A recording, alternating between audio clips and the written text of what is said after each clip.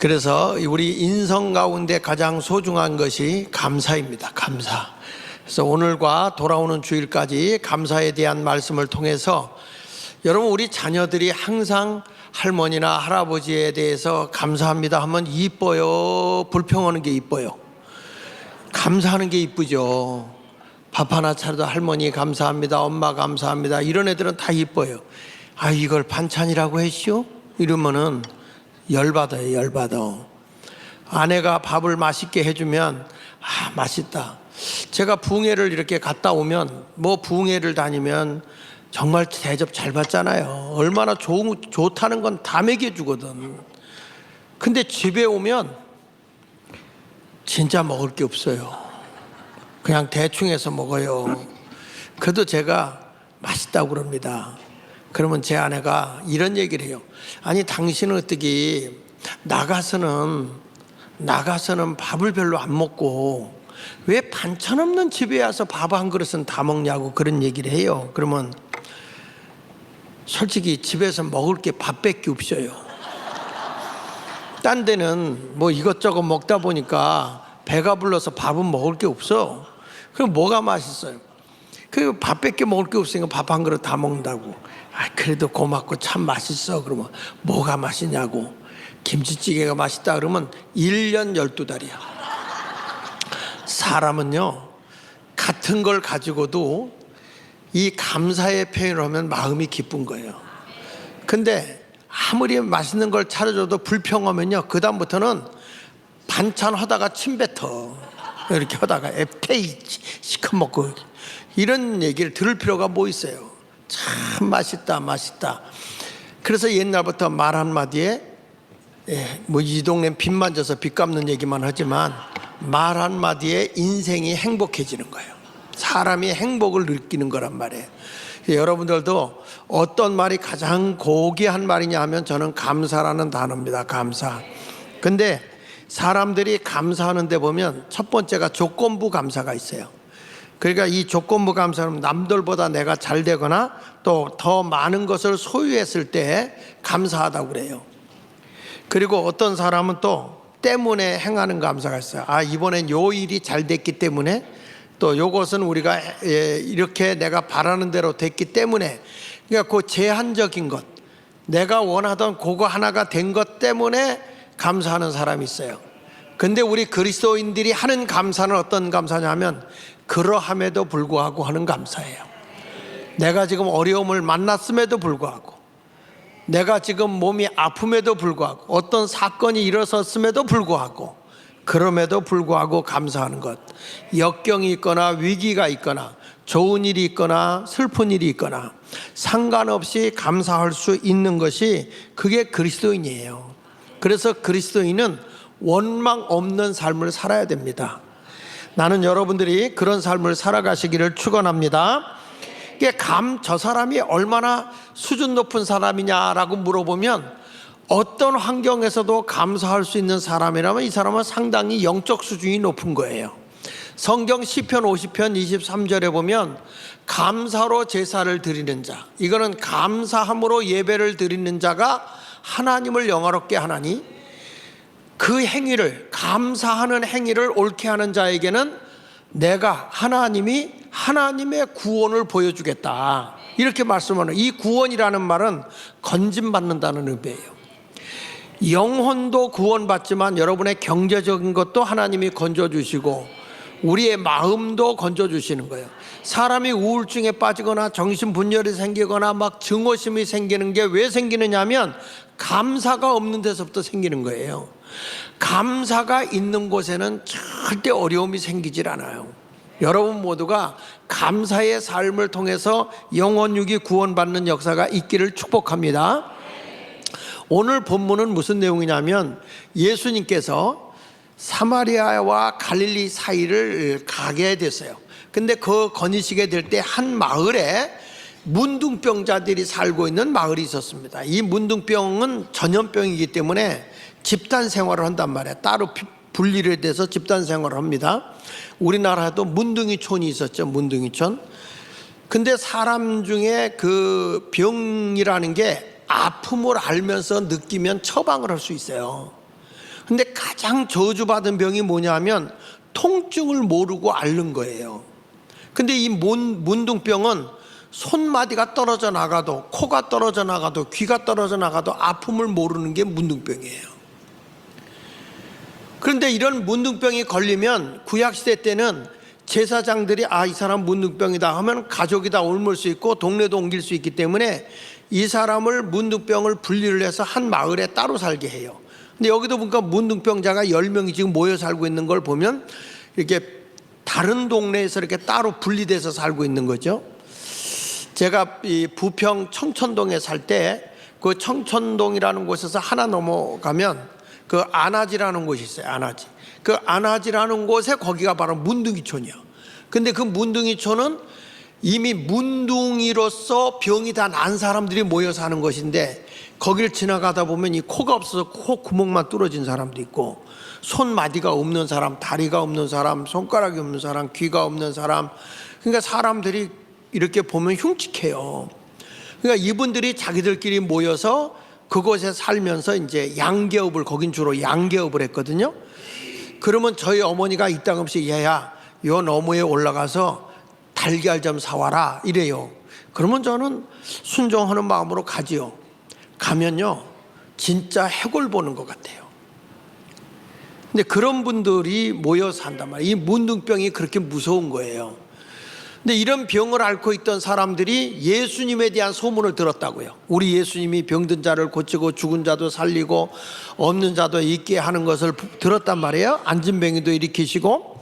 그 소문이 들렸는데 예수님이 마침 거기 지나간다는 소문이 들린 거야. 그래 문둥병자 10명이 나타나서 우리를 고쳐달라고 예수님이 간청을 합니다. 예수님께. 그랬더니 예수님이 그 자리에서 고쳐주는 게 아니고 너희 몸을 저 성전에 가서 제사장에게 보이라는 것입니다. 그러니까 그 시대는 제사장이 이건 문둥병이야 하면은 따로 살고 그 병이 다 났어도 제사장이 내 병이 낫다 그래야 가족에게 돌아갈 수 있어요. 그러니까 이 제사장에게 내 몸을 보여라 그러니까 문둥병을 앓고 있는 10명이 그 제사장에게 자기 몸을 보이려고 올라가는 도중에 몸이 다 났던 거예요. 그러니까 순종할 때 병이 난 거예요.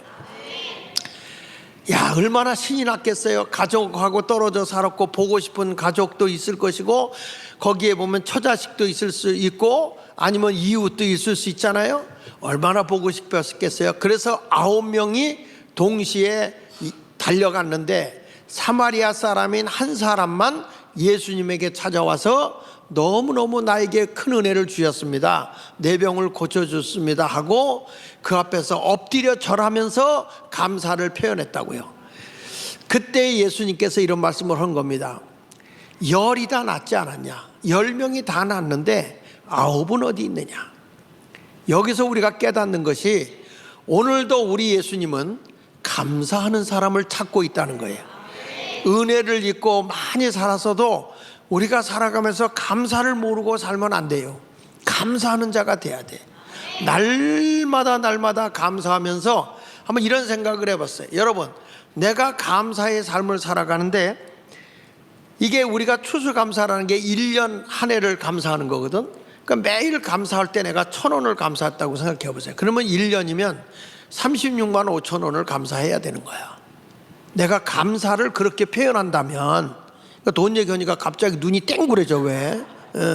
그러니까 이런 것을 보면 하나님 앞에 우리가 감사의 표현이 중요하다는 거야. 감사의 표현이.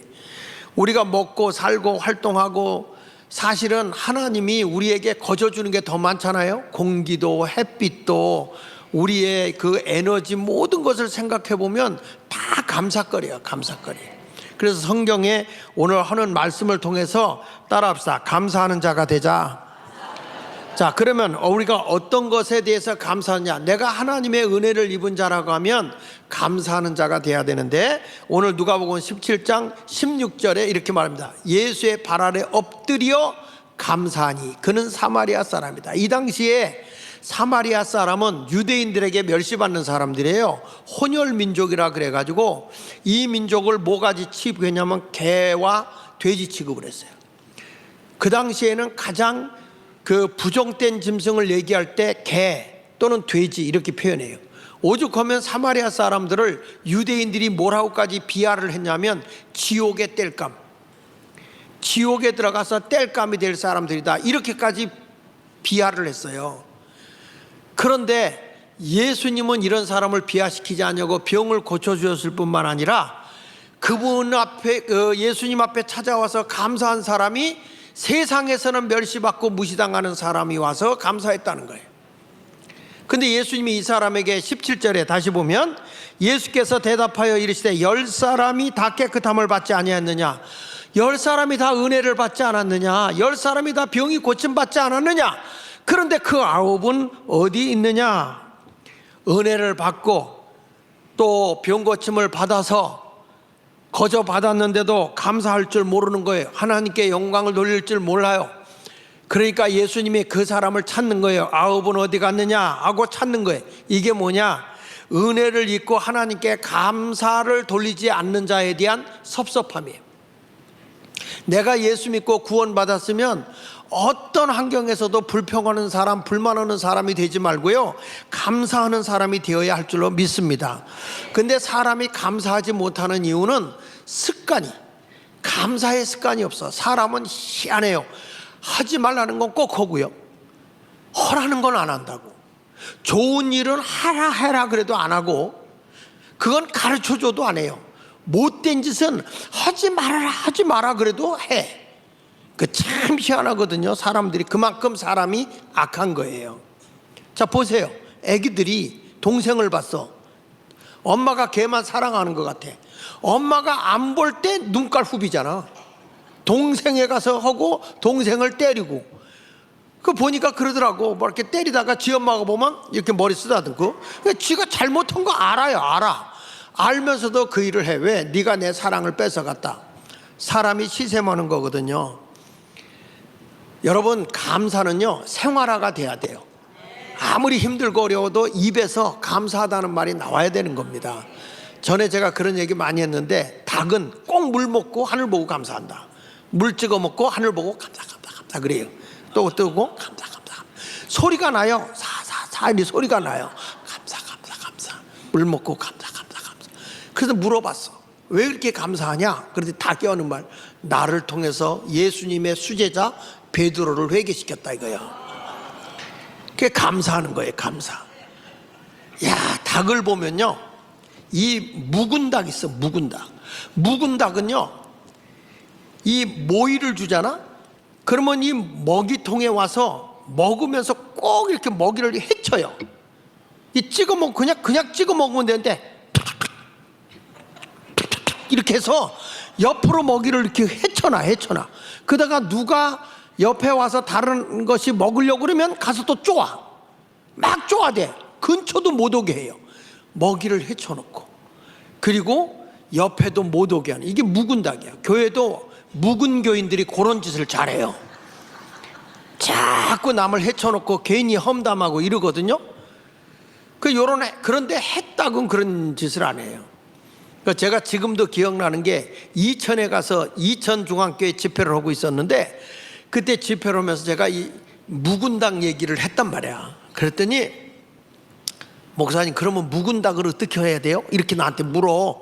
그 장로님이 그렇게 먹이를 헤쳐놓고, 그리고 막 옆에 오는 거 쪼아대서 근처도 못 오게 하는, 이렇게 해코자 하는 묵은 닭을 어떻게 할 거예요 목사님? 그러길래 뭘 어떻게 잡아먹어야지 그랬어요. 잡아먹어야지 그랬더니 그 장로님이 자기가 양개업을 한대. 양개업을 하는데, 아니에요 목사님, 잡아먹을 필요가 없다는 거예요.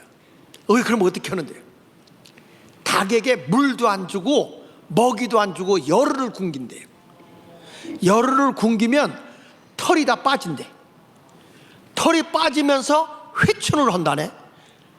그러면 그 뒤부터 알을 낳는데, 낳았던 경험이 있어서 쌍알만 난대.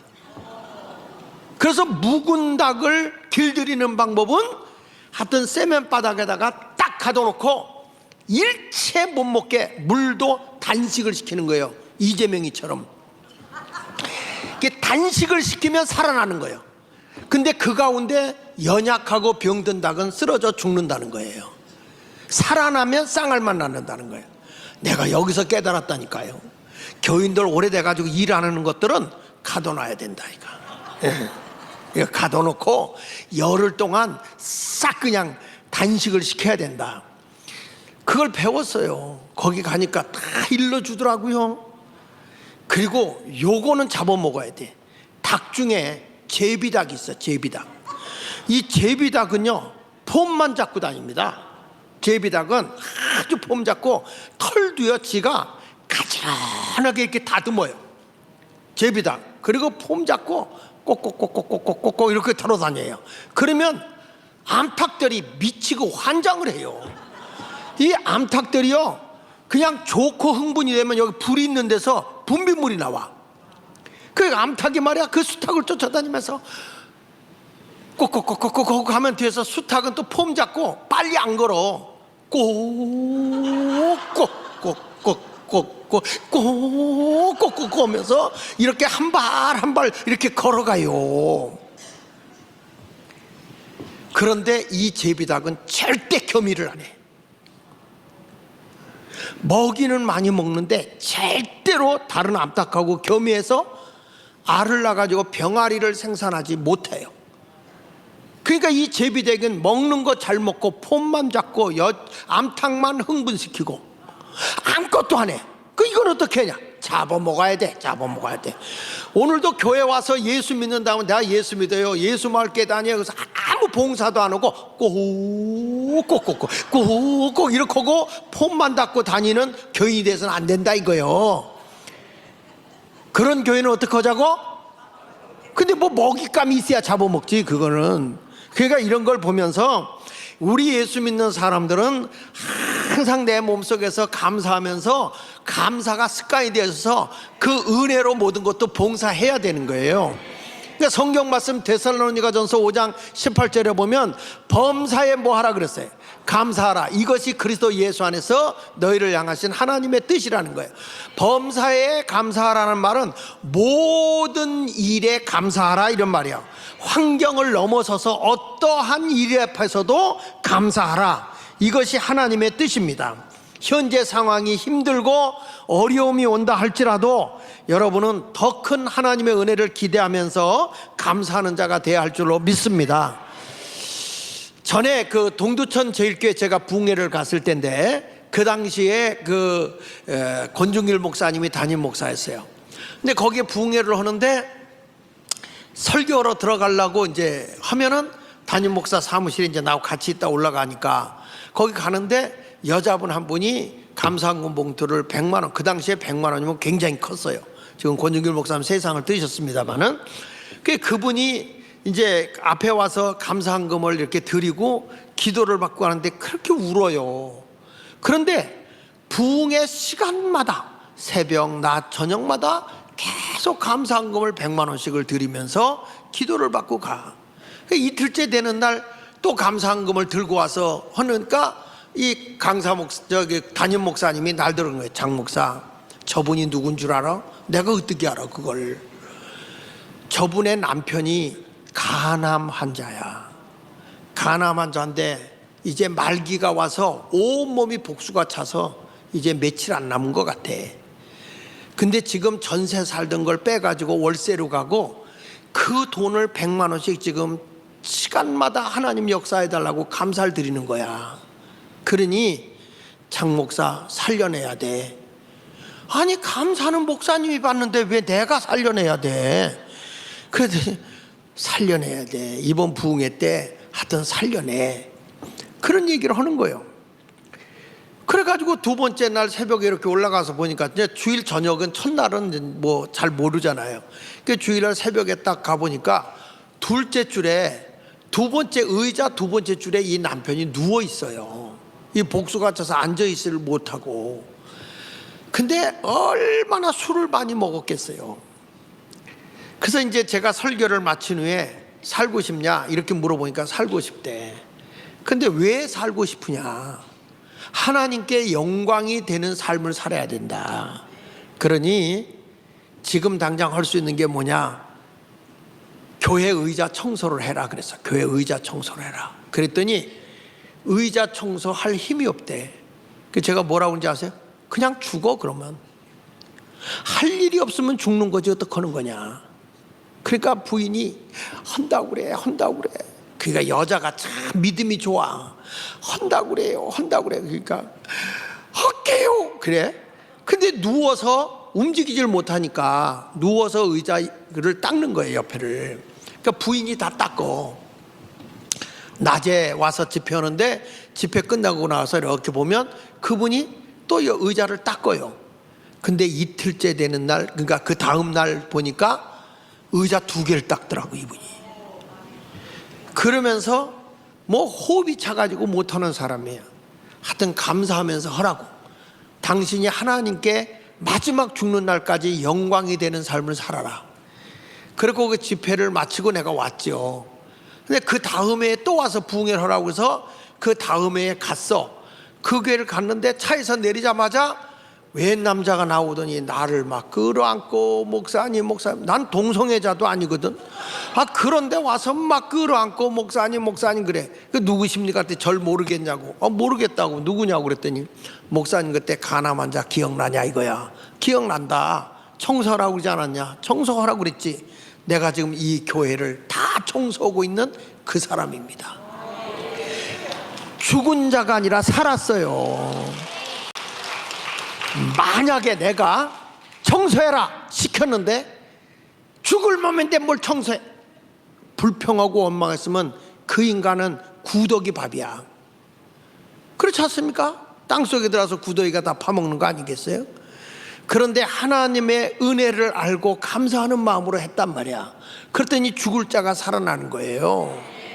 여러분, 우리는 도저히 내가 감당할 수 없을 때라도 하나님 저를 도와주세요 하고 주님의 음성을 들을 줄 아는 그런 그리스도인이 돼야 되는 겁니다. 할렐루야. 전 이런 사람들 참 많이 봤어요. 은혜를 받은 사람들은요 늘 감사하는 삶을 삽니다. 내가 감사함으로 봉사하고 감사함으로 섬기는 거예요. 은혜를 입었는데도 감사가 없고 헌신할 줄 모르고 그리고 봉사할 줄 모른다면 이건 은혜 받은 게 아닙니다. 우리나라의 유명한 아동문학가 방정환 선생님 있잖아요. 그 방정환 선생한테 강도가 들었습니다. 강도가 들어서 돈 내놔. 그 칼을 들이댄 거예요. 그러니까 이 방정환 선생이 자기가 가지고 있는 돈을 다 주면서 이게 내 전 재산이야. 그리고 390판, 지금으로 보면 한 39원 정도 되겠죠. 그러니까 390판을 준 거야. 그러니까 가지고 가. 그랬더니 이 친구가 그걸 가지고서 뛰어나가려고 하니까 방정환 선생이 이봐! 돈을 받았으면 이놈아 감사를 하고 가야지. 그러니까 이 강도가 생각해보니까 그 말이 맞는 거야. 그래가지고 어쨌든 감사합니다. 그리고 이제 튀어갔어요. 얼마 후에 경찰한테 얘가 붙들렸어. 이 강도가 붙들려가지고 방정환 선생에 끌려온 거예요. 얘가 선생님 돈 390판을 지금 강도질에서 뺏어갔죠? 이렇게 물으니까 방정환 선생님 무슨 소리야? 내가 줘서 그 사람이 감사합니다 하고까지 하고 갔어. 그런 소리 하지 마라 그랬어. 그러니까 이 경찰이 진짜 네가 감사하다고 그랬어? 하긴 했잖아. 얘가 그래서 그랬다. 그래가지고 풀어준 거예요. 그래가지고 방정환 선생님이 너무 고마워서 방정환 선생님 댁에서 일꾼이 되었다는 거예요. 여러분, 사람이요 감사합니다라는 말 한마디도 이런 변화가 일어나는 거예요. 강도질하고 나를 사기치고 가도 그냥 사기치지 말고 감사하다고 가라 이거야. 여러분, 우리가 억울한 일 당하잖아. 그럼 그 사람에 대해서 증오하지 말고 나를 사기친 거에 대해서 감사하다고 그래. 그리고 말귀를 못 알아들어요, 이 동네는. 예수 믿는 사람은 범사에 감사하는 거예요. 그래서 성경은 하나님의 은혜를 헛되이 받지 말라는 거예요. 교회에 가보면 하나님의 은혜를 많이 받았다고 하는 교회인데 헛되이 은혜를 받은 교회들 가보면 교회 일꾼이 없어. 봉사자들이 없어요. 뭐 합시다 그러면 바빠요, 나는 무슨 일이 있어요. 그래가지고 자꾸 이 핑계 저 핑계 대고 빠져나가요. 그런데 하나님의 은혜를 바로 받은 교회들 가보면 일꾼이 넘쳐요. 하나님 앞에 헌신하고 봉사하고 어떻게 하면 주를 위해서 내가 수고할까 이런 마음을 갖는다고요.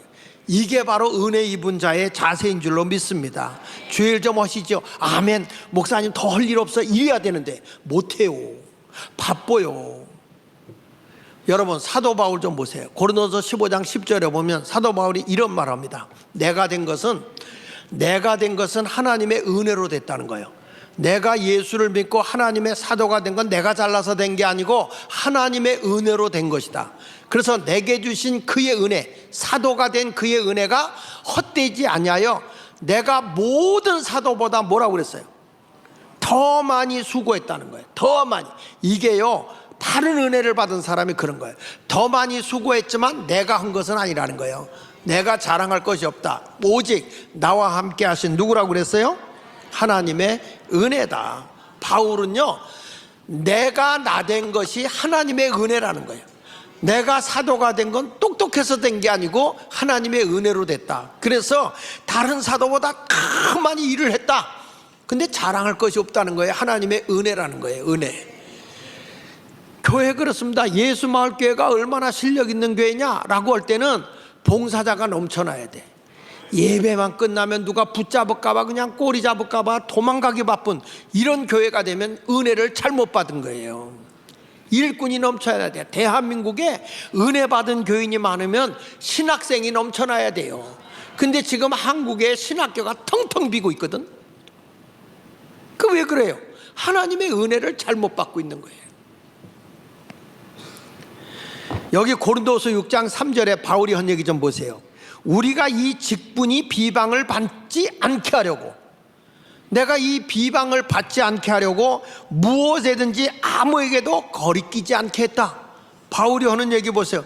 내가 사도라는 직분이 비방을 받지 않기 위해서 얼마나 열심히 했는지 다른 사람에게 거리낌이 없이 내가 했다는 거예요. 여러분, 주의 일은 그렇게 하는 거예요. 잠잘 시간이 어디 있어요? 제가 젊어서 얼마 전까지만 해도 하루 평균 잠자는 게 3시간이었어요. 3시간. 잠잘 시간이 어디 있어요? 그런데 하나님의 일이 그렇게 바쁘고 부흥에 열심히 다니고 났대. 이제는 내가 애국하니까 부흥에 오르는 데가 없어. 아주 신통망통 꼬부랑통해. 1년, 제 아내가 하는 말이 있어요. 당신이 한 주도 안 쉬고 부흥에 나가는 게, 그때는 왜 이렇게 나가야 되나 그랬더니 지금은 너무 안 나가서 나갔으면 좋겠다 하는 생각이 들 거예요. 여러분, 하나님의 일은 거리낌이 없어야 돼. 바울은요, 환난이 오든지 궁핍이 오든지 고난이 오든지 매를 맞든지 때로는 복음 때문에 자지 못해도 하나님께 감사했다는 거예요. 보세요. 고린도후서 6장 4절에 보니까 오직 모든 일에 하나님의 일꾼으로 내가 자천했다. 자천했다는 건 뭐예요? 스스로 내가 자원했다. 스스로 나를 내가 추천했다 이거예요. 바울은요, 그래서 성경에 보면 나의 나된 것은 하나님의 은혜로 됐다고 그랬잖아요. 그러면서 어디 가든지 그래. 내가 사도된 나 바울은 이렇게 고백을 해. 스스로 자기가 나 하나님의 은혜로 사도된 나 바울은 자기를 자기가 소개를 해요. 하나님 이럴 때 그가 보세요. 하나님의 일꾼으로 자천하여 많이 견디고 고난 중에 그 다음에 환난을 겪고 궁핍, 배고픔과 추위, 굶주림, 궁핍과 고난과 또 복음 전하다가 매맞음 얼마나 맞았는지요. 돌에까지 맞아가지고 죽었어요. 길가락에 버려졌는데 또 살아나. 죽어서 버려졌는데 기적적으로 살아났어. 그게 바울이에요. 감옥에 갇히고 사람들이 막 난동을 일으키고요, 소동을 일으키고 복음을 전하다가 수고로움과 자지 못하고 먹지 못하고 배 타고 선교를 가다 풍랑을 만나 죽기 직전까지 가고 뱀에 물려 독사에 물려서 죽을 위기까지 처하고, 그런데 하나님이 살려줘요. 여러분, 뭘 위해서? 하나님의 은혜로 일꾼 된 것 때문에. 그가 율법사로 가만히 유대교에 있었으면 팔자가 늘어졌죠. 그런데 복음을 위해서 이 길을 걸어가는 거예요. 그러니까 여기서 보면 내가 깨끗함과 지식과 오래 참음과 자비함과 성령의 감화와 거짓이 없는 사랑과 진리의 말씀과 하나님의 능력으로 의의 무기를 좌우에 가지고 영광과 욕됨으로 그랬으며, 어느 때는 복음으로 영광받고 어느 때 가서 욕먹고, 어느 때는 악한 사람이라고 멸시받고, 어떤 때는 아름다운 이름으로, 어느 때는 속이는 자 같이 들리지만 참되고 거짓된 자 같지만 진실된 자였어요. 무명한 자 같으나 유명한 자야. 바울은 복음을 위해서 이렇게 살았다는 거예요. 여러분, 하나님의 일꾼은요, 이렇게 자기 자신의 은혜를 드러내는 자가 되어야 할 줄로 믿습니다.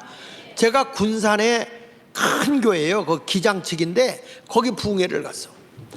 부흥회를 가서 이제 차를 이렇게 숙소까지 나를 데려다주고 데려오고 하는 그런 장로님이 계셨는데, 제가 그 장로님한테 장로님 되신 지는 얼마 되셨어요? 이렇게 물었어. 그랬더니 이 장로님이, 제가 장로가 금년에 됐습니다. 그래 라는 단어는